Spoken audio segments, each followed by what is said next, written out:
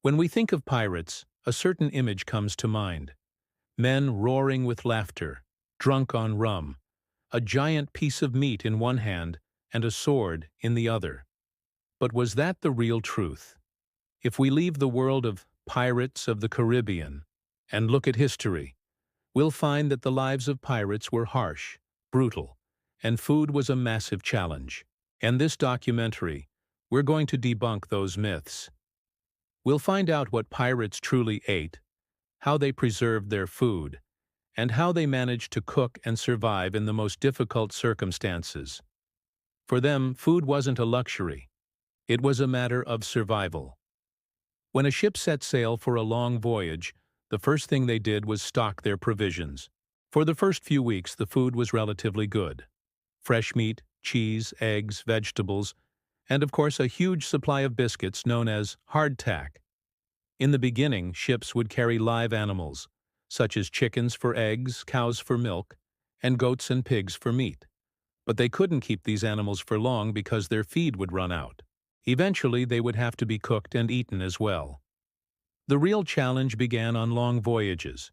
Fresh food would quickly spoil. To survive, they needed food that wouldn't go bad easily. This is where preservation methods came into play. The two primary methods of preservation were salting and pickling. Meat was packed in so much salt that it would last for months on end. This was known as salted beef or salted pork. This salted meat was so tough that it had to be boiled for hours before it could be eaten. The taste was often terrible, so the cooks would use a lot of spices to mask the flavor, if they had them. Holding up a hard piece of meat. This meat looks simple, but it's anything but. It's so saturated with salt that you can't taste its original flavor. Pirates ate this for nutrition, not for taste. Another staple food was hardtack, also known as ship's biscuit. It was so hard that some joked it could break your teeth. Many would soak it in rum, beer, or stew before eating. Unfortunately, these biscuits were often infested with weevils or other insects. Pirate ships didn't always have a single cook. Often, one person had to cook for dozens of hungry mouths. But even then, pirates knew how to cook some things for themselves. A thick soup known as burgoo or burgout was very popular among them. It was a stew made with whatever ingredients were at hand: dried meat, vegetables, grains, and anything else they could find. It was a healthy and easy-to-make meal. The word buccaneer comes from the French word boucan, which means smoked meat. In the Caribbean, hunters would smoke meat this way and sell it. Later, those same hunters became pirates, and that's how they got the name buccaneers. Pirates didn't just eat salted meat. They also took any opportunity to get fresh food. When they landed on islands, they would gather local fruits, vegetables, bird eggs, and even hunt marine animals like turtles and manatees, which they called sea cows. When food scarcity reached its peak, pirates had to resort to even more desperate measures to survive. When all their food ran out, they would boil their leather shoes, belts, or any other leather items they had. They couldn't get any real nutrition from this leather, but it would fill their stomachs and temporarily ease the pangs of hunger. It was an extreme example of their will to survive. Scurvy was a deadly disease in the lives of pirates. Caused by a lack of vitamin C, it could lead to teeth loosening and even death.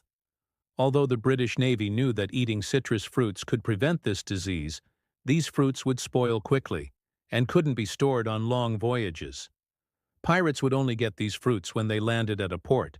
Now let's talk about drinks. Pirates and rum, is it just a myth? Yes and no. Storing fresh water on a ship was a major problem. It would quickly become contaminated with algae and bacteria, so pirates and sailors would drink beer, wine, or rum instead. Rum was the most popular drink among pirates because it was made in the West Indies and the Caribbean, and it was cheap and readily available. Additionally, rum would last a long time, and when mixed with water to make grog, it improved the water's taste and helped kill off any germs.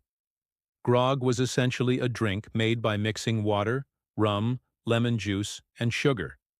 It not only improved the taste and sanitized the water, but also helped prevent scurvy by providing much-needed vitamin C.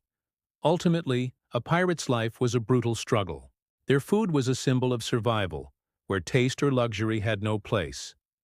Salted meat and hardtack were their daily companions, and they only enjoyed fresh food on rare occasions. The pirates we see in Hollywood movies might be sipping from a glass of rum, but in reality, they were eating rock-hard salted meat and insect-infested biscuits. They lived a life of hardship, and their food was a reflection of that reality.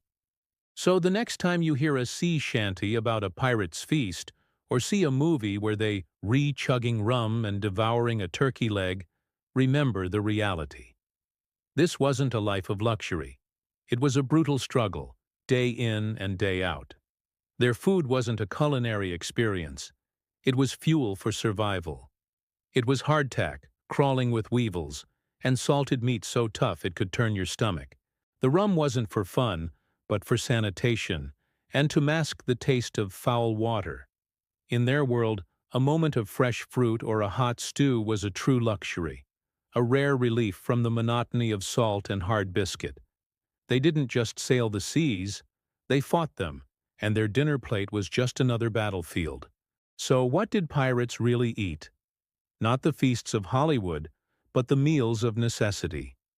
The myth of the jovial pirate with a banquet on his table is just that, a myth. Their reality was a diet of rock-hard, worm-infested biscuits and meat preserved in so much salt it was barely edible. They lived on the edge, constantly battling hunger and the debilitating effects of scurvy. Their sustenance was a grim reminder of their perilous existence. They drank rum not for celebration, but to make putrid water drinkable. They were survivors first and foremost, and every meal was a testament to their resilience. Thank you for joining us on this voyage into history. For more fascinating stories, subscribe to our channel.